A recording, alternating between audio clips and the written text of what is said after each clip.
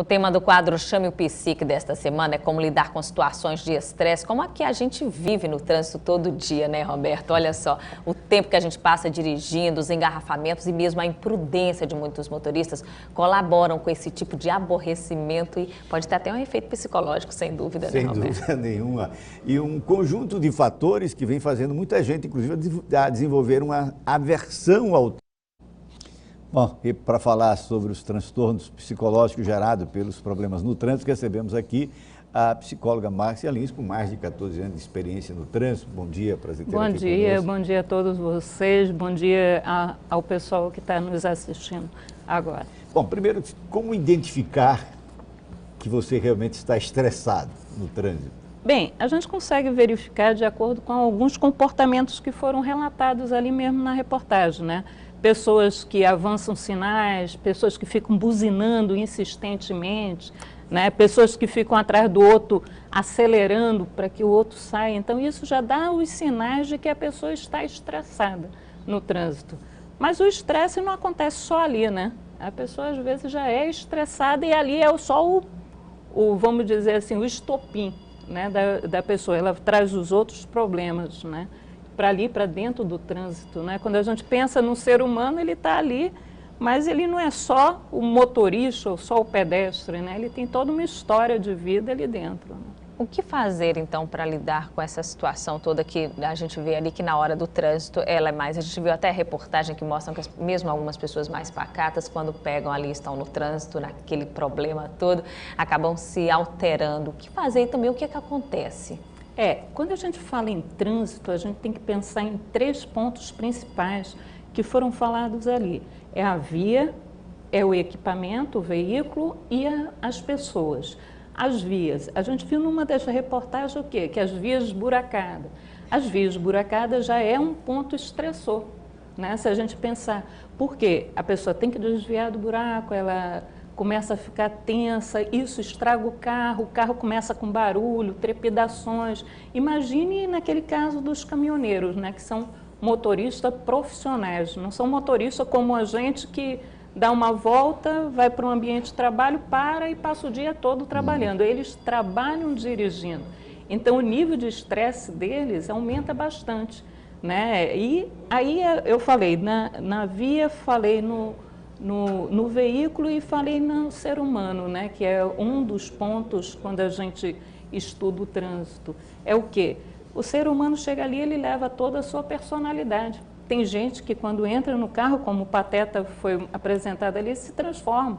Ele se sente assim com poder, né? Ele se acha que ali ele pode tudo, é uma arma. Realmente, ele transforma um meio de veículo numa arma e acha que com isso ele pode fazer tudo. Ele está naquela couraça e com aquela couraça ele pode passar por cima, pode desrespeitar, né? Mas isso tem a ver com a sua personalidade, cada um age de uma determinada forma. O que fazer, né, como foi perguntado? Bem, primeiramente, né, a gente vai ter que pensar assim, poxa, será que eu teria que fazer um planejamento quando eu sair de casa? Eu sei que aquela via ali, ela é toda esburacada, será que eu poderia passar por uma outra? Eita, eu sei que em determinado local tem engarrafamento, será que eu poderia sair um pouquinho mais cedo, né, para justamente evitar esse tipo de estresse? Se eu já estou dentro do carro e peguei um engarrafamento, o que eu posso fazer? Tem algumas técnicas, né? A gente começar a fazer respiração, aquela que a gente puxa 4 vezes o ar, conta até 4, segura 2, depois desce com 5, respirando bem lentamente para tentar, pelo menos, relaxar você, já que você está numa condição que não pode sair dali, você está no engarrafamento. Você pode fazer também alongamentos, né? Porque você fica muito tempo tenso, segurando a direção, faça um pequeno alongamento, os braços, levanta, o pescoço, pelo menos também vai te dando uma sensação de bem-estar dentro daquele local. Bote uma musiquinha baixa, tranquila, que você gosta, pelo menos você relaxa também, né? Bom, então nosso repórter Marcial Lima, que está na rua, vive, né, no dia a dia na rua, também tem uma pergunta para fazer para a gente aqui. Pois Marcial?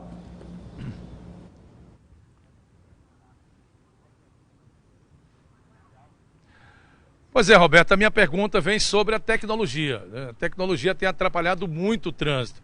É a pessoa que usa um telefone celular, o volante, é a pessoa que se liga muito no aparelho de som do carro, né? Qualquer tipo de equipamento que tem dentro do automóvel. Hoje a tecnologia está aí presente em todos os cantos.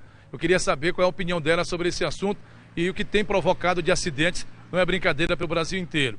E a outra pergunta, doutora Márcia, é sobre o motociclista, né? Não estou generalizando, mas boa parte deles mudam completamente, né, quando chegam em avenidas, ruas, quer dizer, no trânsito de um modo geral. Quer dizer, os acidentes estão aí acontecendo todos os dias e a maioria dos leitos hospitalares do país, é comprovado, é estatístico, hoje é infelizmente ocupado por pessoas acidentadas de motos. Qual é a opinião que a senhora tem sobre esses dois assuntos? A tecnologia e o exagero de alguém que às vezes é tranquilo na convivência natural com as pessoas, mas quando pilota uma moto, muda completamente o comportamento? Com a senhora. Obrigada. Em relação à tecnologia, como eu estava falando, a música é interessante que ela relaxa quando a gente escuta a música. Mas, como eu falei no início, num som, num volume, vamos dizer assim, razoável, porque tem gente também que pega aquele volume, liga nas alturas, incomoda ele e incomoda o outro. Esse aí não seria o adequado. E esse é um dos pontos que causam um acidente no trânsito. A música muito alta, você não escuta o sinal que um outro motorista pode te dar com toque de buzina, ou o próprio guarda que esteja sinalizando alguma coisa. Então, a música muito alta, ela é um dificultador, né, dentro do trânsito e causador de acidentes. Em relação aos motoqueiros, como foi dito aí, alguns que, vamos dizer, fazem transgressões no trânsito, que quebram as regras do trânsito. Eu digo não só eles, mas muitos motoristas a gente vê isso. A gente vê motorista com carro pequeno atravessando o canteiro, né, por cima. A gente vê fazendo zigue-zagues. Esses são os verdadeiros transgressores dentro do trânsito. E esse é um sinal também de estresse, né? Pessoas que não seguem regras, não querem seguir regras. E aí eles quebram e fazem, porque eu tenho pressa, eu tenho minhas necessidades e ignoro as necessidades dos outros, né? Então, esses são pontos também para discutir. Agora, em relação à tecnologia telefone, esse é um dos grandes causas de acidente, né? Você está dirigindo, pegar um celular, ou pior ainda, tem gente que está passando mensagem dirigindo. Então, esses são um dos grandes indicadores de acidentes que a gente está vendo dentro do trânsito. Doutora, para quem desenvolve patologias como medo, como a gente viu ali, de dirigir, de ir para esse trânsito, para toda essa situação, o que fazer? Às vezes é preciso ir mesmo para o consultório, tratamento mesmo? Tem até alguns tipos de profissionais que conduzem ao lado deles, né, das pessoas que têm medo, até para tentar desconstruir esse medo. Como seria essa desconstrução? Primeiro, você ajudar ela a interpretar esse cenário que a gente falou, né? As vias, o equipamento, as pessoas educadas, pessoas mal educadas dentro desse convívio.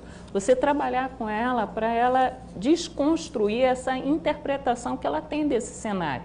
Depois, você ajudar ela a enfrentar até... Eu discordo um pouco do colega que falou, o professor.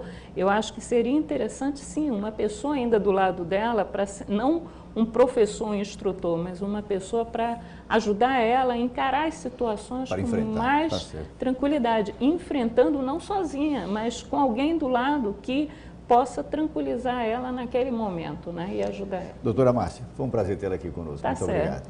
Muito obrigado a vocês e estou sempre à disposição do chamado de vocês. Muito obrigada.